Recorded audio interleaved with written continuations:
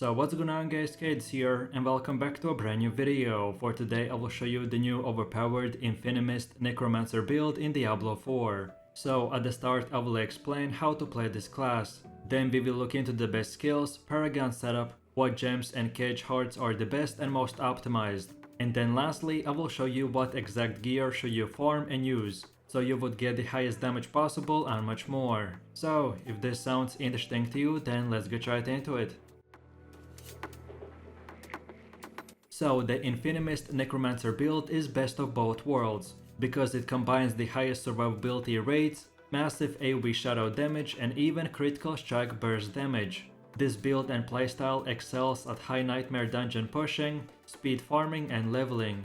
Like most Necro players, all that we will need to do is spam the corpse explosion and rely on mediocre lucky hit procs for crowd control while leveling. But then if you use this build in the endgame, then unlike other builds, the Infinimist Necro will prioritize lucky hit stats to stack over 50%, and by using the Decrepify ability, this will allow us to almost immediately refresh all of our cooldowns, and have infinite amount of blood mist with no cooldown whatsoever. So if you're interested in this build in depth, then keep watching the guide, and you can even copy the exact details by checking description, where you can see this link on a build website.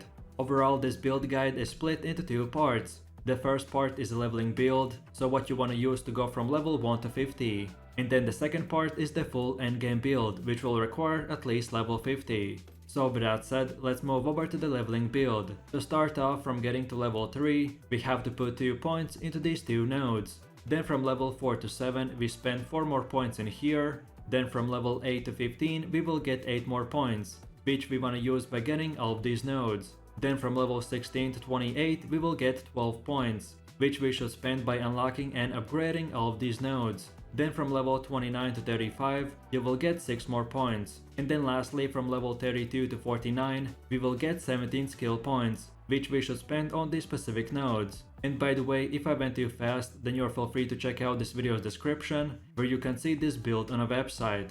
And then finally, don't forget about your renown, which after you gather all the renown in the game, you will get 10 extra skill points. I recommend to spend them towards your leveling progression, which I just explained a second ago. And then in the endgame build, I will show you where you want to spend your 10 leftover skill points. Then let's move over to the Necromancer special class bonus, called the Book of the Dead. The Book of the Dead will give us access to raise skeletons and golems, which will give us the ability to summon many hordes of undead minions to fight by our side. So for the leveling build, we want to go into the Skeletal Warriors Reapers and select the second upgrade. Then in Skeletal Mage's Cold, we select the first upgrade. And then lastly in the Golem's Bone, we select the third upgrade.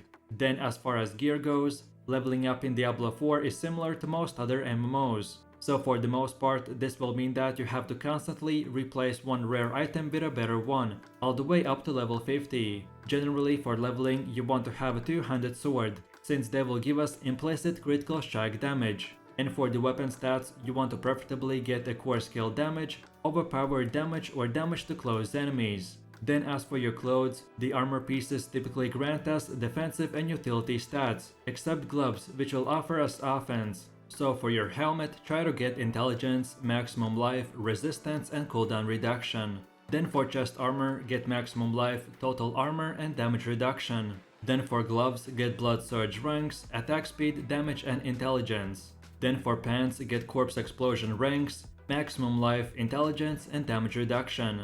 Then for boots, get movement speed, corpse tendril ranks and fortified generation. Then for your jewelry, specifically for your amulet, get the imperfectly balanced ranks, blood ranks, essence cost reduction and movement speed. And then finally for both of your rings, get damage, damage to close enemies, damage to CC'd enemies, overpowered damage and vulnerable damage. And don't forget to not upgrade armor or jewelry while leveling. Only socket armor with rubies, jewelry with skulls, weapons with rubies as well, and save the rest of your upgrades for your level 50 build.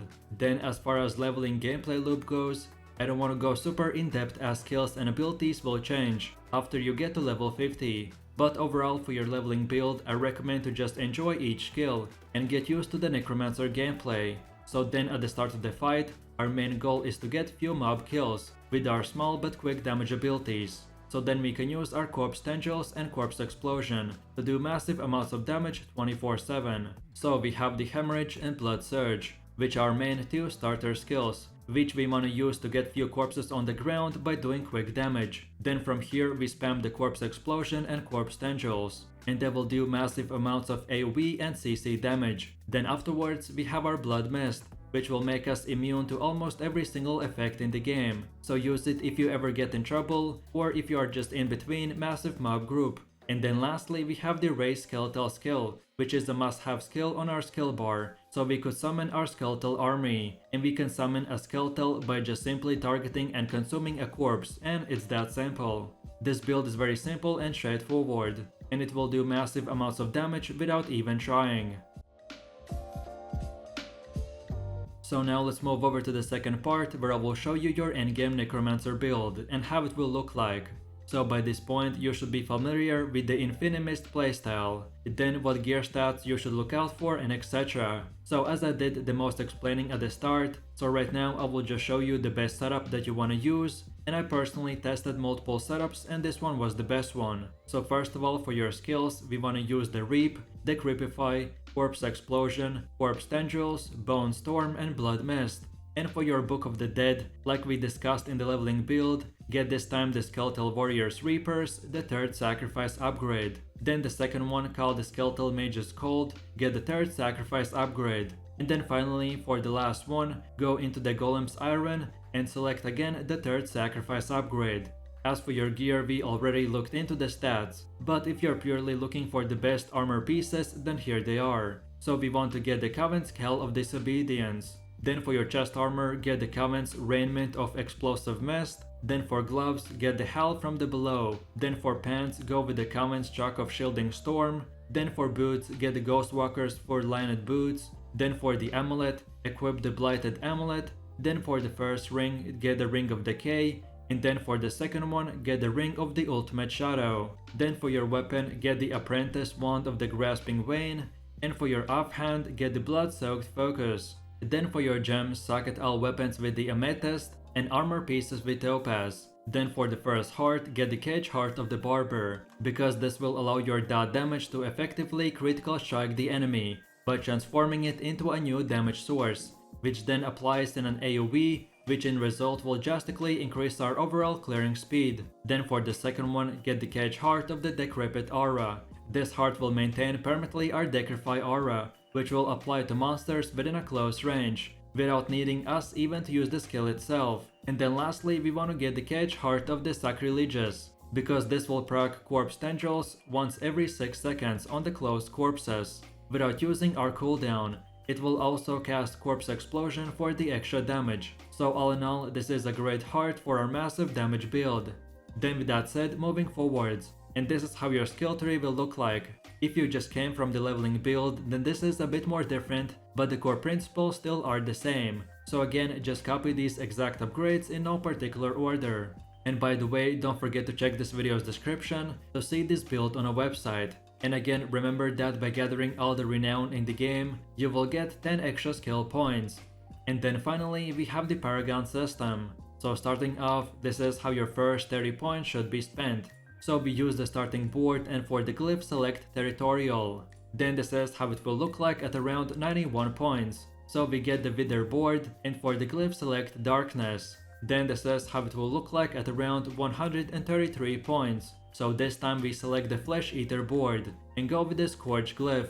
Then afterwards at around 178 points, you want to select the Scent of the Dead board and equip the Control glyph. Then for one of the last ones, at around 194 points, we want to get the Bloodbath board and select the Exploit glyph. And then lastly, this is our final goal at around 225 points. So we just want to add a few of these last nodes, and that's about it.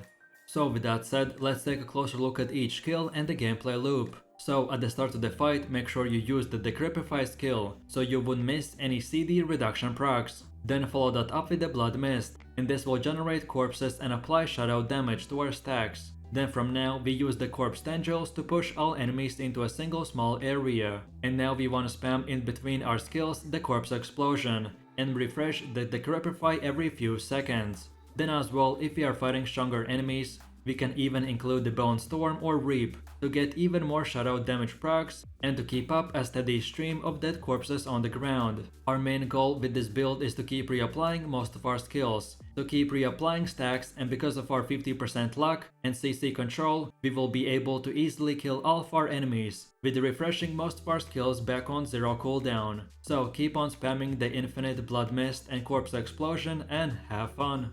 So then in my final summary, the Infinimist Necromancer build is similar to Bone Spear build in just pure damage numbers, but it does do better things than most Necro builds, which are surviving and moving fast. So then now it is obvious that in this new season, this build is the best one to use for farming and potentially to clear a tier 100 Nightmare dungeon.